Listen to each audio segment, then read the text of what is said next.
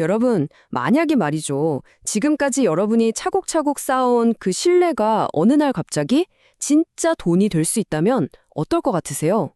오늘은 일본 최고의 코미디언이었던 한 남자, 니시노 아키히로의 정말 놀라운 이야기를 통해서 돈과 성공에 대한 우리의 생각이 어떻게 완전히 바뀌어야 하는지 한번 파헤쳐볼까 합니다. 이건 그냥 흔한 성공 스토리가 아니에요. 새로운 시대의 생존 법칙에 대한 이야기입니다. 자, 여기 이 사람을 좀 보세요. 니시노 아키히로. 이 사람은 그냥 책 한 권 쓴 작가가 아닙니다. 일본에서는 모르는 사람이 없을 정도로 말 그대로 자기 분야에서 최정상에 올랐던 그런 대단한 사람이었어요. 그런데 말이죠. 모든 걸 다 잃은 그 자리에서 그는 엄청난 선택의 기로에 서게 돼요. 이미 성공이 보장된 안전한 길을 계속 갈 것이냐, 아니면 모든 걸 잃을 수도 있는 위험을 감수하고 완전히 새로운 길을 만들 것이냐. 과연 그는 뭘 선택했을까요? 그의 선택을 제대로 이해하려면 먼저 그의 이야기 속으로 한번 들어가 봐야 합니다. 어떻게 그렇게 눈부시게 성공했고 또 어떻게 그렇게 처참하게 무너졌는지 말이에요. 와, 이 타임라인 좀 보세요. 성공 속도가 정말 말이 안 되죠? 19살에 킹콩이라는 팀을 만들고 딱 1년 만에 그 지역의 모든 상을 다 휩쓸어버려요.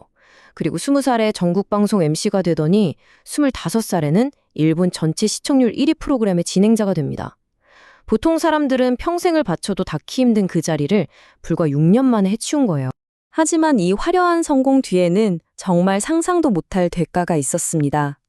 하루에 한두 시간 자는 건 일상이었고 매주 새로운 개그 대본을 4~5개씩 써내야 했죠.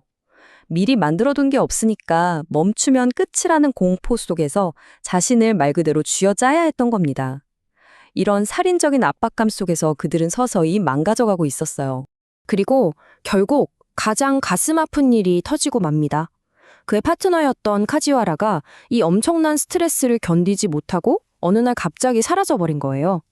함께 정상에 오르자고 약속했던 가장 소중한 동료가 바로 옆에서 부서져 내린 거죠. 파트너가 떠나고 모든 걸 잃었었지만 니시노는 기적처럼 다시 일어서요. 그리고 다시 한번 연예계 정점에 서게 되죠. 그런데 그토록 바라던 그곳에서 그는 전혀 예상치 못한 현실을 보게 됩니다. 바로 이겁니다. 드디어 일본 최고가 됐다고 생각했는데 눈앞에 보이는 건 먼저 길을 닦아놓은 그 전설적인 선배들의 거대한 등이었던 거예요. 그 순간 깨달은 거죠. 아, 이 사람들이 만들어 놓은 이 판 안에서는 내가 아무리 노력해도 절대로 저들을 넘어설 수 없겠구나. 그래서 니시노는 이걸 2개의 레일이라고 표현해요. 자, 보세요. 하나는 선배들이 이미 깔아놓은 그들의 레일입니다.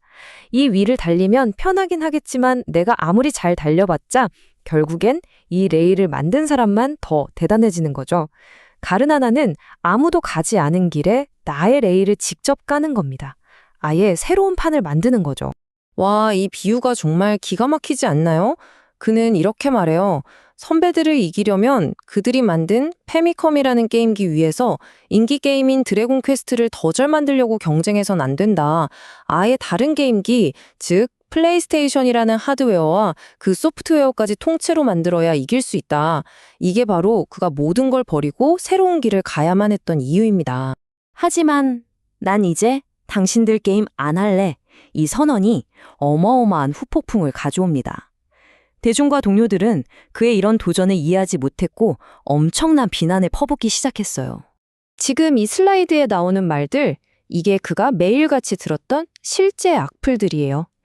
잘난 척하지 마, 네 주제를 알아라, 심지어는 죽어라는 말까지. 배싱이라는 단어가 얼마나 개인에게 고통스러운 현실이었는지 느껴지시죠? 여기서 니시노가 우리 모두에게 질문을 하나 던져요. 우리는 왜 이렇게 남들과 다른 길을 가려는 사람들을 공격할까요? 왜 그냥 내버려 두지 못하고 굳이 끌어내리려고 하는 걸까요? 자, 이런 엄청난 비난 속에서 그는 도대체 어떻게 자기만의 길을 만들었을까요? 그 답은요, 바로 돈에 대한 우리의 생각을 완전히 뒤집는 데 있었습니다. 지금부터가 이 책의 진짜 핵심입니다. 그의 주장은 아주 간단 명료합니다. 우리는 이제 돈을 저축하는 시대에 살고 있는 게 아니라는 거예요. 눈에 보이지 않는 신뢰를 저축해야만 살아남을 수 있는 완전히 새로운 경제 시대로 들어섰다는 거죠. 이 문장 정말 중요해요. 니시노는 말합니다. 지키고 싶은 게 있다면 돈에 대해 이야기하는 걸 피하지 말라고요. 돈을 아는 건 욕심이 아니라 내 꿈과 소중한 사람들을 지키기 위한 최소한의 방어 수단이라는 거죠. 그럼 그 보이지 않는 신뢰를 어떻게 현실의 돈으로 바꿀 수 있을까요? 그 비밀병기가 바로 크라우드 펀딩입니다. 니시노는 이걸 그냥 돈 모으는 기술이 아니라 신뢰를 돈으로 바꿔주는 환전기라고 봐요. 정말 멋진 정의죠? 자, 신뢰가 돈이 된다는 말이 아직 좀 막연하게 들리실 수도 있어요. 그래서 가장 확실한 사례를 하나 보여드릴게요. 바로 홈리스 코타니의 이야기입니다. 이 이야기는 아마 평생 잊지 못하실 거예요. 이 홈리스 코타니라는 사람이 자기 하루 24시간을 통째로 빌려주는 대가로 얼마를 받았을까요? 놀라지 마세요. 딱 50엔이었습니다. 우리 돈으로 하면 500원도 안 되는 돈이죠. 이 비즈니스 모델이 정말 단순한데 진짜 천재적이에요. 첫째, 자기 하루를 500원에 팔아요. 둘째, 그걸 산 사람은 500원어치 이상의 서비스를 받으니까 엄청나게 고마워하고 미안해하겠죠? 일종의 마음의 빚이 생기는 거예요. 셋째, 코타니는 이렇게 돈 대신에 사람들의 신뢰라는 흑자를 차곡차곡 쌓아나간 겁니다. 그렇게 반년 동안 신뢰를 모은 코타니가 결혼 자금이 필요해서 크라우드 펀딩을 열었거든요. 결과가 어땠을까요?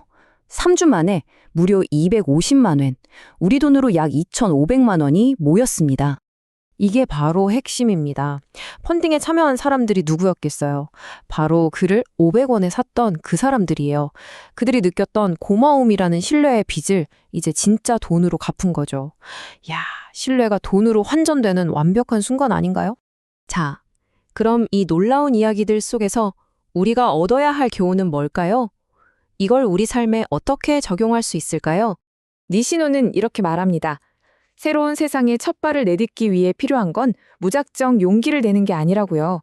세상의 규칙이 어떻게 바뀌고 있는지 아는 것, 바로 정보라고 말이죠.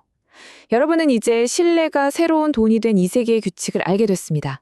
자, 그렇다면 여러분은 이제부터 어떤 게임을 하시겠습니까?